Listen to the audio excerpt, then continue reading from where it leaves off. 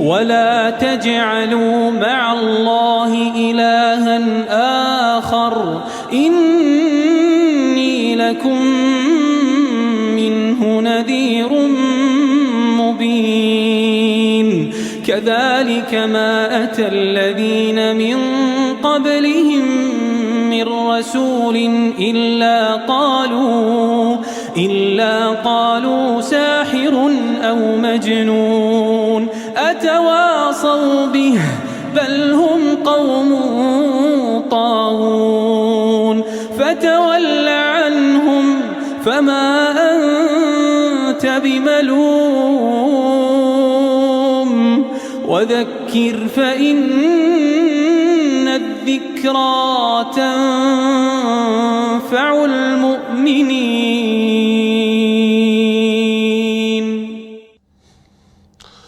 أعوذ بالله من الشيطان الرجيم. بسم الله الرحمن الرحيم. إن الحمد لله نحمده ونستعينه ونستغفره ونستهديه ونعوذ بالله من شرور أنفسنا ومن سيئات أعمالنا من يهده الله فهو المهتدي ومن يضلل فلن تجد له وليا مرشدا وأشهد أن لا إله إلا الله وحده لا شريك له وأشهد أن سيدنا وحبيبنا محمدا عبد الله ورسوله صلى الله عليه وعلى آله وصحابته ومن اهتدى بهديه إلى يوم الدين. أما بعد, toute la louange et la gloire à Allah, le créateur de l'univers, le directeur des mondes, le Seigneur des mondes, le miséricordieux, le tout miséricordieux, le très miséricordieux. Que la paix, le salut et la bénédiction d'Allah soient sur le sceau de tous les prophètes, le prophète de l'humanité, le prophète de la miséricorde, le bien-aimé d'Allah subhanahu wa ta'ala, le prophète Muhammad sallallahu alayhi wa sallam. Que la paix soit sur lui, sur sa famille, sur ses compagnons et sur tous ceux qui suivent et suivront ses enseignements jusqu'au jour du jugement dernier.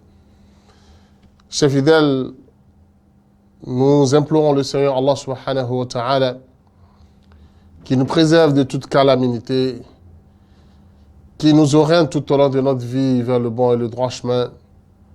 Aujourd'hui, nous venons vers vous avec un nouveau thème, un thème qui est devenu l'un des fléaux de la société. Il s'agit de la calomnie. Personne n'est aujourd'hui épargné de cela. Tout le monde en souffre. Les gouvernants en souffrent. Les chefs d'entreprise en souffrent. Les familles en souffrent. Tout le monde, partout. Puisque de nos jours, plusieurs moyens sont mis à disposition pour faciliter la calomnie. Mais que dit l'islam de la calomnie? Comment est-ce que le musulman doit se comporter par rapport à la calomnie? Quelles sont les pénalités et les punitions réservées à ceux qui se donnent à ce fléau, à ce mauvais comportement? Qu'est-ce que l'islam les a réservés comme pénalité? Et comment aussi se repentir de cela lorsqu'un musulman tombe dedans? D'abord, il faut que nous vous citons un verset dans la sourate Nour, le verset 23 et aussi le verset 19. Ces deux versets nous renseignent des enseignements très importants pour chaque musulman. Allah subhanahu wa ta'ala nous dit إن الذين يحبون أن تشيع الفاحشة في الذين آمنوا لعنوا في الدنيا والآخرة والله يعلم وأنتم لا تعلمون. Ce verset est une mise en garde ferme contre toute tentative de calomnie dans la société. une menace forte et solennelle de la part d'Allah subhanahu wa ta'ala pour ceux-là qui osent calomnier leurs frères, leurs sœurs dans la société. Allah subhanahu wa ta'ala dit: tout celui qui aime, ou bien tous ceux qui aiment voir propager le vice dans la société musulmane, tout celui qui aime propager le vice, la turpitude dans la communauté musulmane, lu'inu fid dunya, ils sont maudits, c'est-à-dire ils vont subir la colère d'Allah subhanahu wa ta'ala. Ils seront chassés de la miséricorde d'Allah.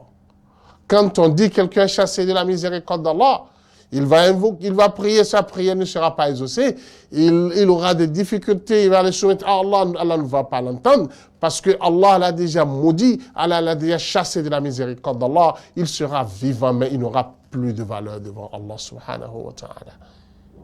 Il va accomplir de bonnes œuvres, mais ça ne sera pas considéré auprès d'Allah, puisqu'Allah l'a déjà maudit. La malédiction d'Allah subhanahu wa ta'ala est déjà derrière lui. Allah dit, ils vont subir la malédiction ici-bas et dans l'au-delà. Et le verset finit en disant, Wallahu ya'lam wa antum la ta'lamun. Vous ne connaissez rien, mais Allah en connaît autant que vous ne pouvez le savoir. Ce qui veut dire que vous, lorsque on vous parle de la calomnie, vous allez considérer simplement un sens de ce mot et vous n'imaginez pas les contours de la calomnie en la personne calomniée et sa place qui sera détruite dans la société. Et lorsque on laisse les gens propager des accusations graves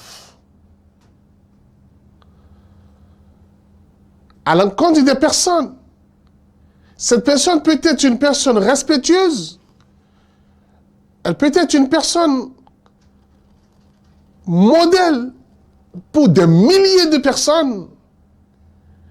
Et lorsque vous portez à sa personne une accusation, vous allez éloigner toutes ces personnes de lui.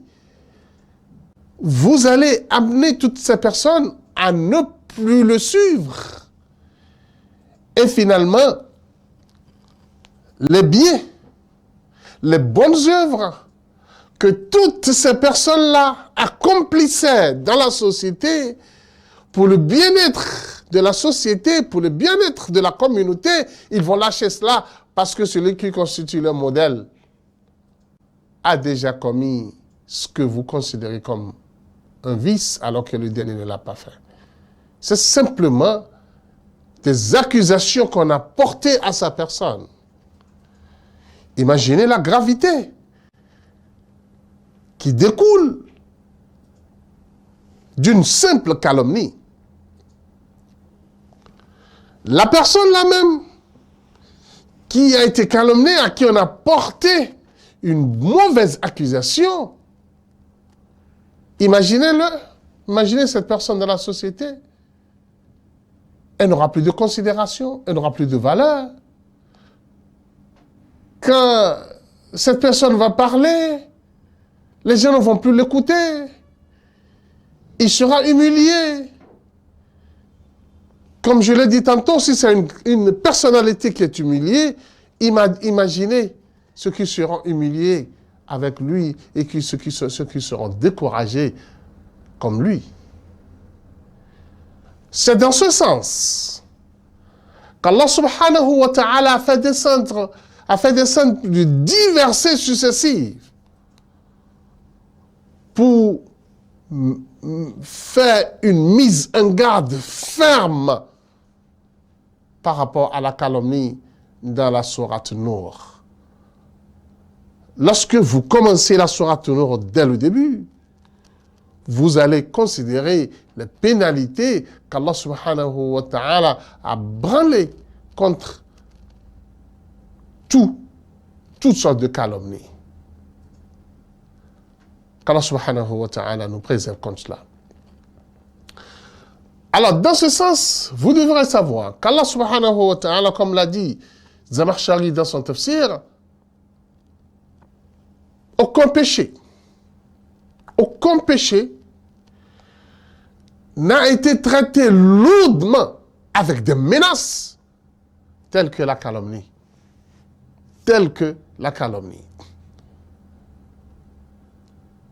Les savants nous ont fait savoir que Allah subhanahu wa ta'ala a réservé une pénalité lourde pour l'auteur de la calomnie, alors que il n'a pas réservé une pénalité lourde pour quelqu'un qui a été calomnié dans sa foi. Lorsque tu accuses quelqu'un qui est kafir, il n'y a pas une pénalité directe pour toi. Et que la véracité de ce que tu dis et le mensonge de cela se verra avec le temps. Tandis que si vous aviez calomnié quelqu'un, ce serait difficile. Ce serait beaucoup difficile pour qu'il soit purifié. Parce que c'est un fait qui est déjà passé. Et il faut trouver des preuves. Et quand l'information est propagée, au moment où la personne sera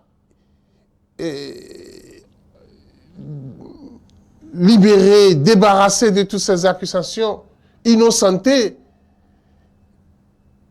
combien de personnes sera informées de son innocence? C'est pour cela qu'Allah subhanahu wa ta'ala a encore fait une mise en garde dans le verset 19 où Allah subhanahu wa ta'ala dit إن الذين يرمون المحصنات الغافلات المؤمنات لعنوا في الدنيا والآخرة ولهم عذاب عظيم. Tous ceux-là qui portent des accusations graves à la personne des croyantes chastes, parce que des croyantes chastes et innocentes. Imaginez ces trois qualités. Des femmes chastes et innocentes et croyantes. Vous les accusez d'adultère, de je ne sais quoi. Écoutez bien, Allah subhanahu wa ta'ala dit, vous êtes maudits ici-bas et dans l'au-delà.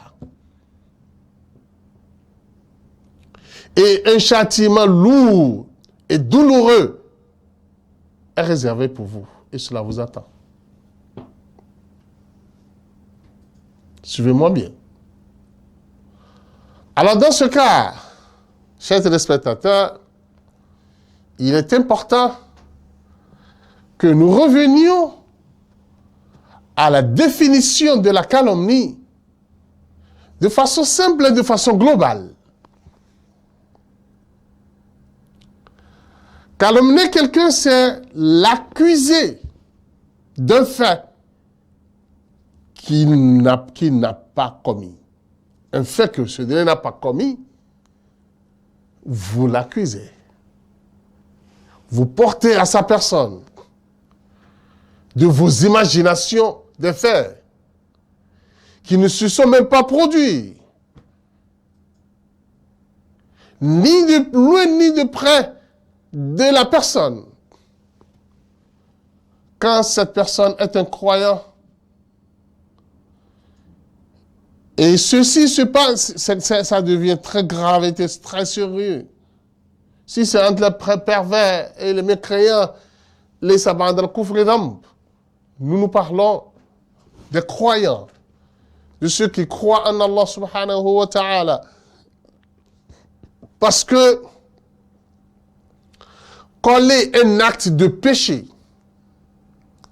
à un croyant, à une croyante, c'est rendre le péché facile dans la société musulmane. Puisque les faibles de foi, lorsqu'ils vont constater que tel et tel, qui est le modèle de la foi,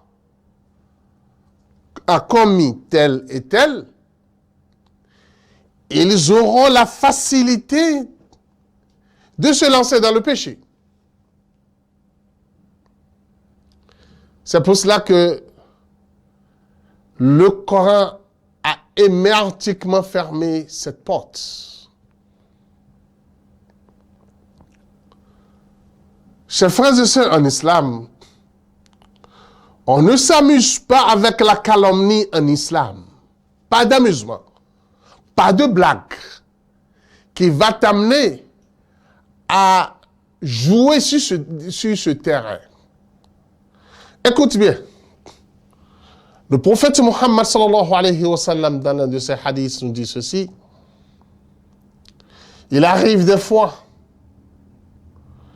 qu'un homme prononce un mot dont il n'est même pas conscient, dont il ne se rend même pas compte de la gravité. Ce mot-là va le jeter dans l'enfer 110 ans. 70 ans. Si nous imaginons déjà cela, les mots, les paroles, les mots accusateurs que vous prononcez à l'égard d'un croyant ou d'une croyante. Par exemple, vous trouvez une dame sortie simplement, sans que vous ne la connaissez pas, sans que vous n'aviez aucune information palpable d'elle, simplement par jalousie et par haine à la personne de celle-ci. Hey, c'est une prostituée. Hein? Elle s'en va pour l'adultère. Hein? Et comme ça, vous l'accusez.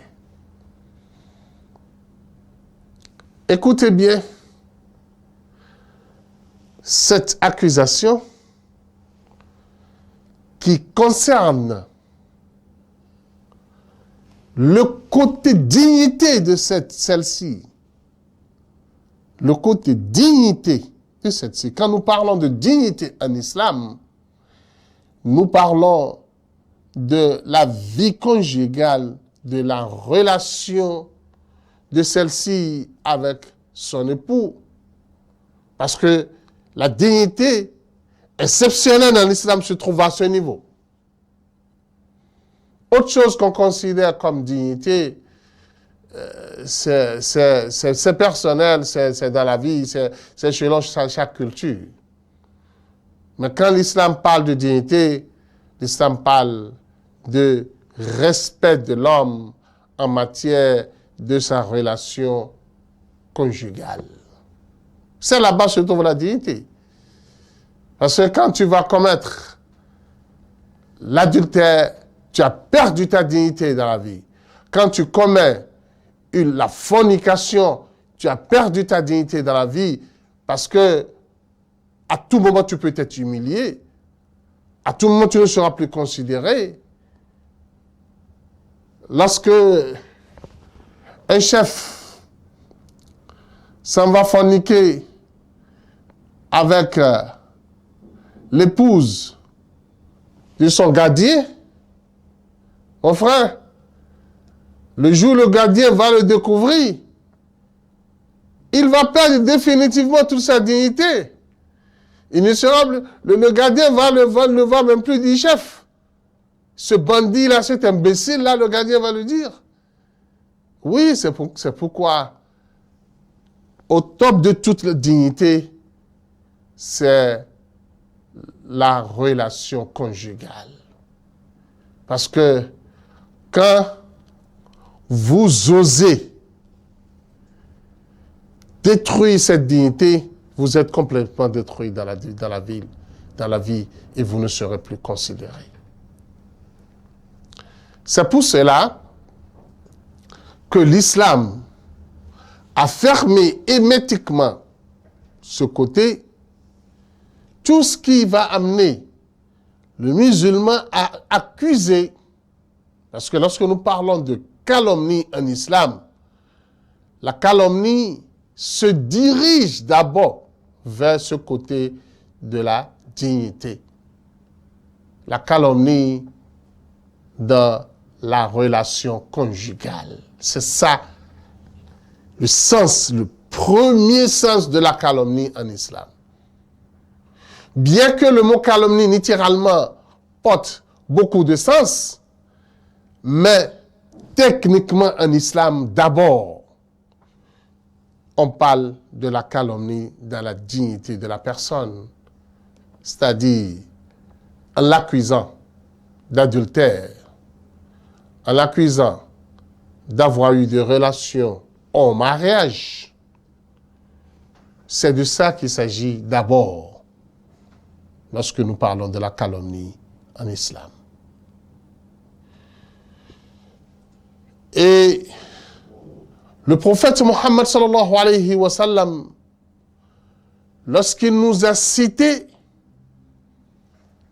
les 6 actes destructeurs de l'homme, les 6 actes destructeurs de l'homme, le prophète Mohammed, les 7 actes destructeurs de l'homme, le prophète a cité l'accusation des femmes chastes, croyantes et innocentes. Lorsque vous faites ceci, sachez qu'Allah subhanahu wa ta'ala vous a déjà réservé des pénalités lourdes, ici-bas et dans l'au-delà. Alors, chers téléspectateurs, si nous revenons au sens de la calomnie en islam, comme je viens de vous l'expliquer, il est interdit catégoriquement et rigoureusement à tout musulman d'accuser sa sœur musulmane de fornication. On ne s'amuse pas sur ce terrain. Lorsque tu le fais, il faut t'attendre à des pénalités qu'Allah subhanahu wa ta'ala a citées dans le Coran. Qu'est-ce qu'Allah subhanahu wa ta'ala nous a dit? Inna alladhina yarmuna al-mu'minat, inna alladhina yarmuna azwajahum thumma lam yatu bi arba'ati shuhada فاجلدوهم 80 جلدة ولا تقبلوا لهم شهادة أبدا وأولئك عند الله هم الفاسقون. Allah subhanahu wa ta'ala dit: quiconque accuse une musulmane d'adultère, de fornication, il est appelé à prouver cela en apportant 4 témoins.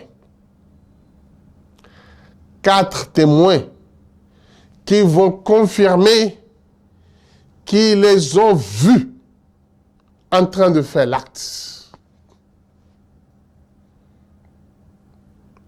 Si ils n'apportent pas les 4 témoins dont les témoignages vont se confirmer et qu'il n'y en aura aucune nuance dans leur témoignage. Par contre, si 2 témoignent et les 2 autres disent autre chose, ils seront tous fouettés. Alors, le Coran dit, s'ils ont apporté les preuves, alors nous considérons leurs accusations et nous l'approuvons. Mais si par conséquent, ils n'apportent pas les 4 témoins, fajliduhum thamanina jalda. Fouettez-les 80 fouets. Fouettez-les 80 fouets. Ça, c'est le premier, c'est la première punition, la première pénalité. En plus, la taqbalu lahum shahadatan abada. Considérez-les dès cet instant qu'ils sont un pervers. Il est devenu un pervers. Il n'est plus éligible à un témoignage en islam. Il ne peut plus témoigner pour le mariage de quelqu'un. Il ne peut plus témoigner pour un contrat. Non, pour tout témoignage, il n'est plus éligible à un témoignage en islam parce qu'il est devenu un fléau dans la société. Il est devenu un pervers parce qu'il a déjà accusé sa soeur ou un frère du péché. Imaginez. Il est devenu un pervers. Il ne sera plus appelé à un témoignage. Et ce qu'il attend auprès d'Allah subhanahu wa ta'ala est énorme.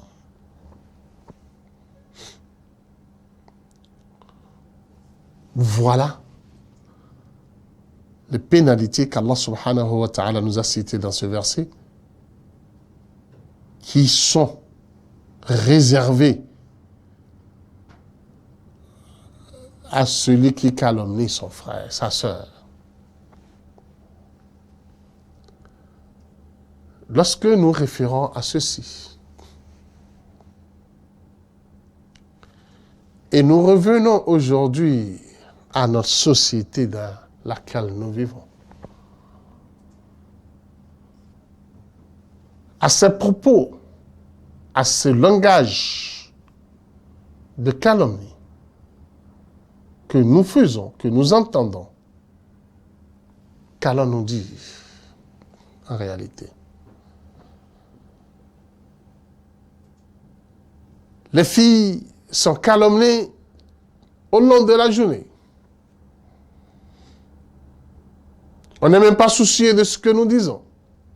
Alors que le verset avait dit « Inna alladhina yuhibbun » ceux qui aiment un simple amour de la calomnie suffit pour que vous soyez châtiés par Allah, sortis de la miséricorde d'Allah, humiliés par Allah dans la société, parce que vous avez aimé ça simplement. Maintenant, celui qui va à l'acte de publication, à l'acte d'accusation et de publication, quand sera son sort devant Allah subhanahu wa ta'ala? Nous vous reviendrons après la pause pour évoluer encore davantage sur ce thème qui est l'un des thèmes importants de nos jours. Assalamu alaikum warahmatullahi wabarakatuh. Ìkànnì tẹ́ ń wò yìí náà ní ìkànnì Sunna TV. Níbi tí àwọn onímọ̀ ti ń tẹ ìmọ́lẹ̀ sórí ẹ̀sìn Islam látọ̀rọ̀ Sunna TV. Ìmọ́lẹ̀ nínú Sunna Nabi Muhammad sallallahu alayhi wa sallam. Ní gbogbo ìgbà ní kẹ́ ẹ máa wò wá tí ẹ sì máa rí ẹ̀kọ́ ìsìn kọ́ lórí ìkànnì yìí náà ni o. òun ló múlẹ̀ rẹ̀kẹ̀tẹ̀ yàtọ̀ yìí gbogbo mùsùlùmí lọ́kùnrin àti lóbìnrin ẹ jẹ́ ká máa wo Sunna TV ẹ jẹ́ àwọn ọmọ wa náà máa wo Sunna TV kí wọ́n lè bá ní ìmọ̀ tó péye nípa Sunna ìkànnì tó ń tàn mọ́lẹ̀ sínú ẹ̀sìn ni Sunna TV Yorùbá ẹ máa wò wá ní gbogbo ìgbà kẹ́sì máa kó ẹ̀kọ́ tó péye nípa Sunna. Assalamu alaikum warahmatullahi wabarakatuh. Ìkànnì tẹ́ ń wò yìí náà ní ìkànnì Sunna TV níbi tí àwọn onímọ̀ ti ń tẹ̀ ìmọ́lẹ̀ sórí ẹ̀sìn Islam látọ̀rọ̀ Sunna TV ìmọ́lẹ̀ nínú Sunna Nabi Muhammad sallallahu alayhi wa sallam. Ní gbogbo ìgbà ní kẹ́ ẹ máa wò wá tí ẹ sì máa rí ẹ̀kọ́ ẹ̀sìn kọ́ lórí ìkànnì yìí náà ni o. Òun ló múlẹ̀ rẹ̀kẹ̀tẹ̀ yàtọ̀ yìí gbogbo mùsùlùmí lọ́kùnrin àti lóbìnrin ẹ jẹ́ ká máa wo Sunna TV ẹ jẹ́ àwọn ọmọ wa náà máa wo Sunna TV kí wọ́n lè bá ní ìmọ̀ tó péye nípa Sunna ìkànnì tó ń tàn mọ́lẹ̀ sínú ẹ̀sìn ni Sunna TV Yorùbá ẹ máa wò wá ní gbogbo ìgbà kẹ́sì máa kó ẹ̀kọ́ tó péye nípa Sunna. Alhamdulillah wa salatu wa salam ala rasulillahi wa alihi wa sahbihi wa sallam. Chers téléspectateurs, chers fidèles de la Sunna TV, nous poursuivons notre émission sur la calomnie en islam. Je le disais avant la pause que le thème calomnie, dans son sens islamique, est tellement simple.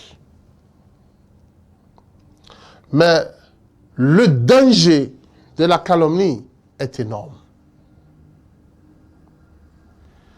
Allah subhanahu wa ta'ala nous a dit, dans le premier verset que j'ai abordé, « Inna alladhina yuhibbun » ceux qui aiment simplement l'amour, ceux qui aiment voient propager le vice, la turpitude dans la société. Pas la calomnie, bien sûr. Voilà ce qui les attend. Maintenant, lui, il a aimé, il ne l'a même pas encore fait. Maintenant, celui-même qui va à l'acte d'accusation, d'un côté, celui qui se met à propager la calomnie dans la société de l'autre côté, lui, il a fait, il ne l'a même pas encore propagé. Il est dangereux. Toi, maintenant, qui le fait et qui le propage dans la société, qu'Allah nous dit de toi, comment est-ce que tu vas te présenter devant Allah subhanahu wa ta'ala? Aujourd'hui, avec les différents réseaux sociaux que nous avions à notre disposition, les réseaux qui sont censés nous aider à se développer, à évoluer, à s'améliorer dans les différents sens de développement, qui sont devenus aujourd'hui un outil de destruction, un outil de calomnie, un outil de vandalisme, de perversité. Qu'Allah nous pardonne. Écoute-moi bien. Allah subhanahu wa ta'ala nous dit dans le Coran, ليحملوا أوزارهم كاملة يوم القيامة ومن أوزار الذين يضلونهم بغير علم ألا ساء ما يزرون. Allah dit, vous qui se donnez à cet acte de propagation où vous propagez des mauvaises informations, des mauvaises accusations sur vos frères, vos amis, vos sœurs. Écoutez bien. Allah dit, vous faites ceci, d'abord, vous allez récolter entièrement vos péchés le jour du jugement dernier. En plus de cela, qu'est-ce qu'on va en ajouter?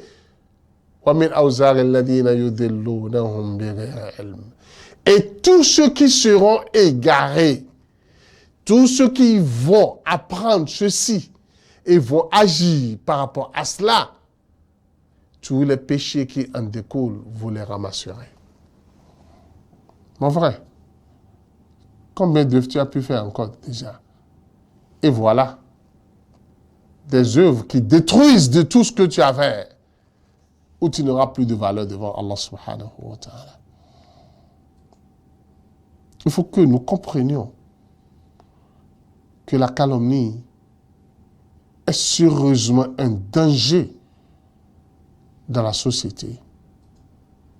Soit du côté de la dignité, ou soit de façon générale. Parce que lorsque tu accuses ton frère du vol, lorsque tu divulgues des fausses informations sur ton frère, ça rentre dans la calomnie. Bien que la pénalité de chaque dépend de la qualité du péché dont tu l'as accusé. Et le châtiment en sera ainsi. Mais il faut savoir un point très important lorsque nous abordons la calomnie. Qu'Allah subhanahu wa ta'ala, lorsqu'il a voulu bannir la calomnie dans la société musulmane et prouver la dangerosité de ce fléau, mon frère en islam, est-ce que tu sais qu'Allah subhanahu wa ta'ala a utilisé l'épouse du prophète Muhammad sallallahu alayhi wa sallam pour servir d'exemple.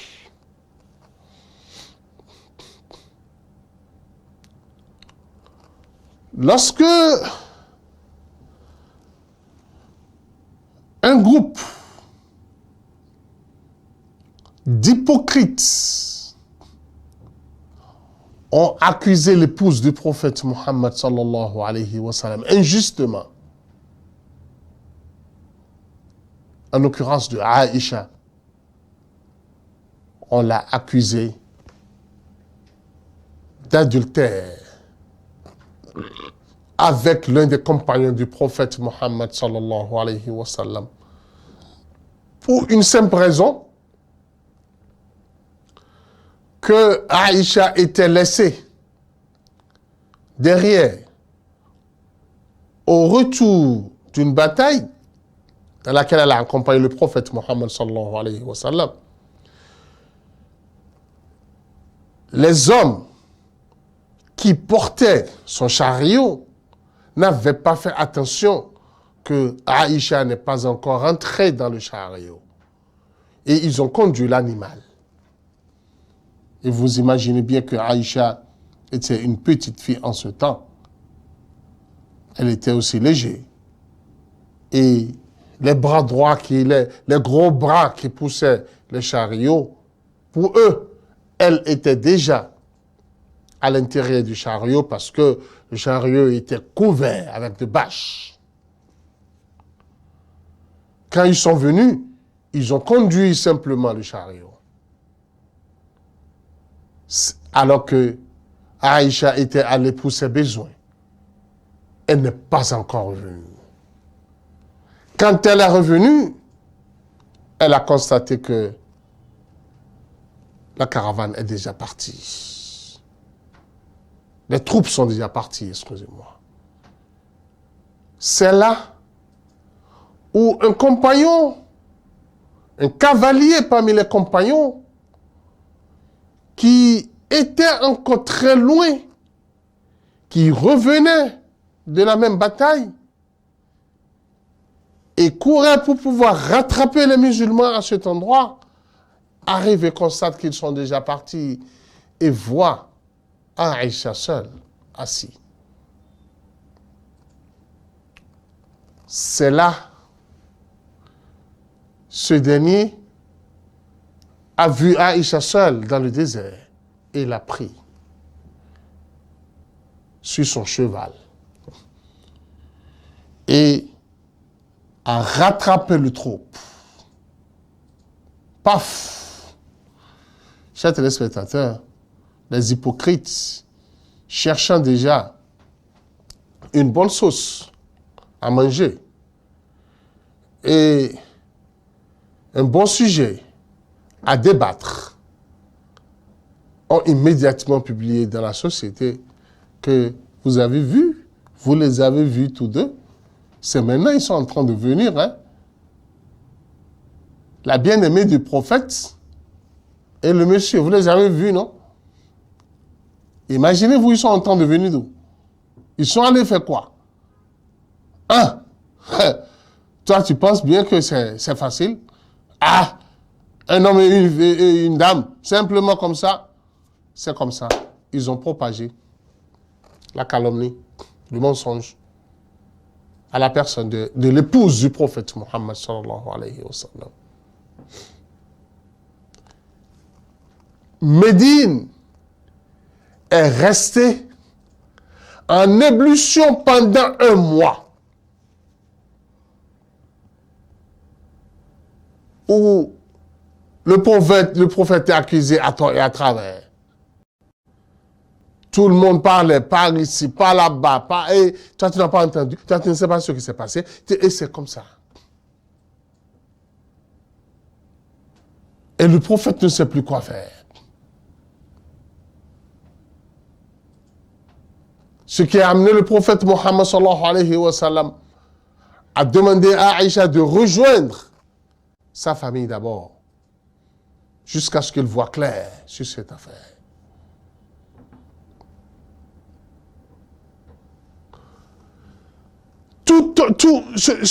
Cette petite accusation a mis tout un État en danger.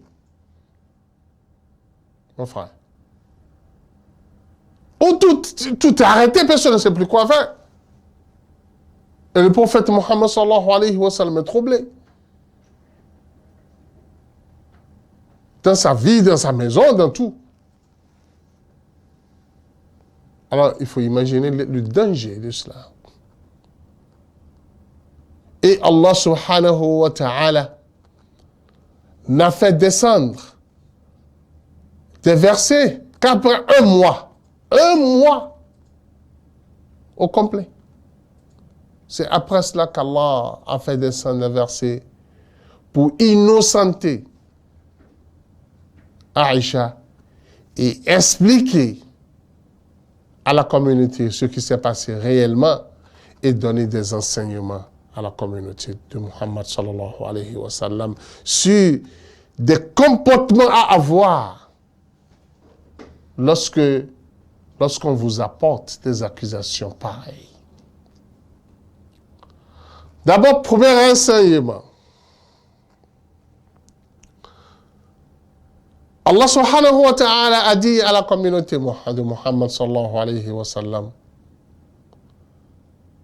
لولا إجاؤكم قلت ما يكون لنا أن نتكلم بهذا سبحانك هذا بهتان عظيم. Allah a instauré la confiance, la nécessité d'instaurer la confiance entre les croyants, que les croyants puissent avoir confiance en eux. Quand quelqu'un dit tel, tu dis ah non, j'ai confiance en lui, il ne peut pas le faire. Ça, c'est le premier point. Et deuxième point, lorsqu'on vous apporte des accusations, à répéter, dites à celui qui a apporté cela, ceci c'est une accusation. C'est ça qu'il faut dire. Il ne faut pas approuver cela. Dites que ça c'est une accusation grave. C'est ce que le Coran a dit. Parce que ceux qui aiment à propager le vice de la société vont conduire cela. Et Allah a dit,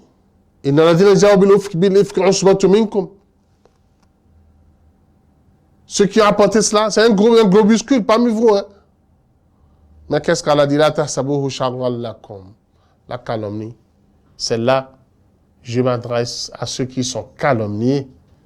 Allah subhanahu wa ta'ala dit La tahsabuhu sharran lakum. Bal huwa khayrun lakum. Ma soeur, mon frère, lorsque vous êtes calomnié, vous êtes éprouvé par cela. Sachez que c'est une preuve pour vous devant Allah subhanahu wa ta'ala.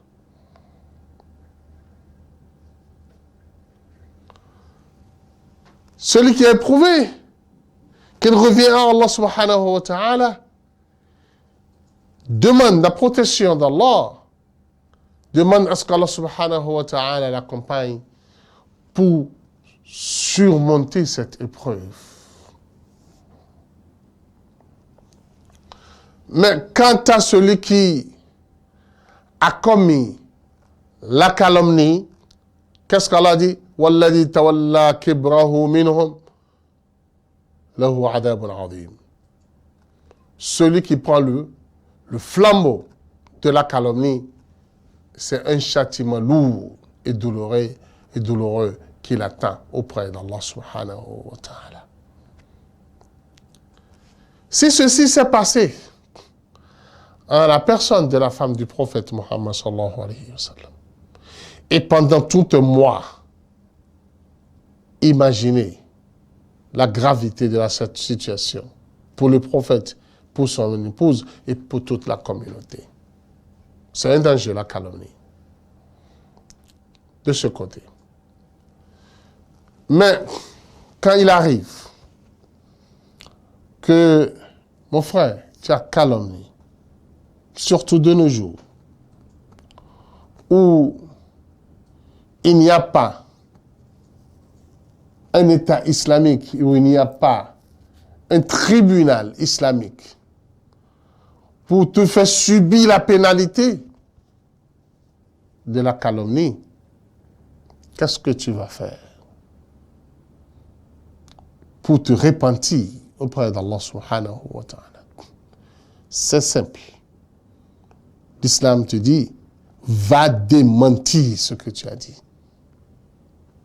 Va annoncer, tel que tu as propagé la mauvaise information, propage à nouveau des propos pour démentir tout ce que tu avais dit.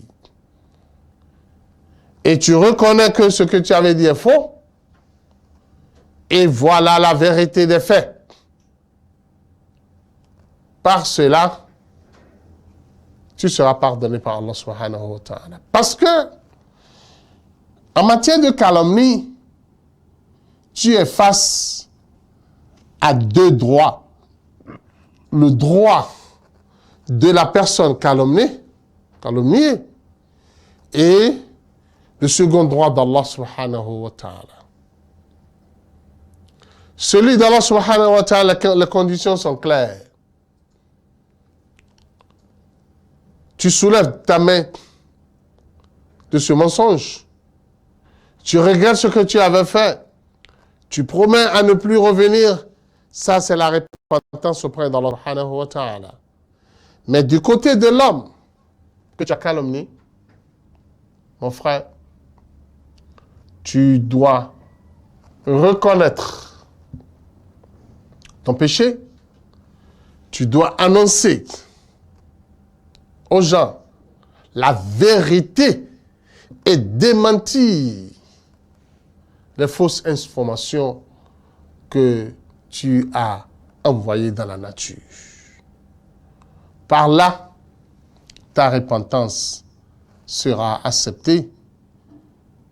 Mais aujourd'hui, maintenant, qui parmi ceux qui sont éprouvés par ce fléau arrive à démentir? D'autres refusent même de démentir.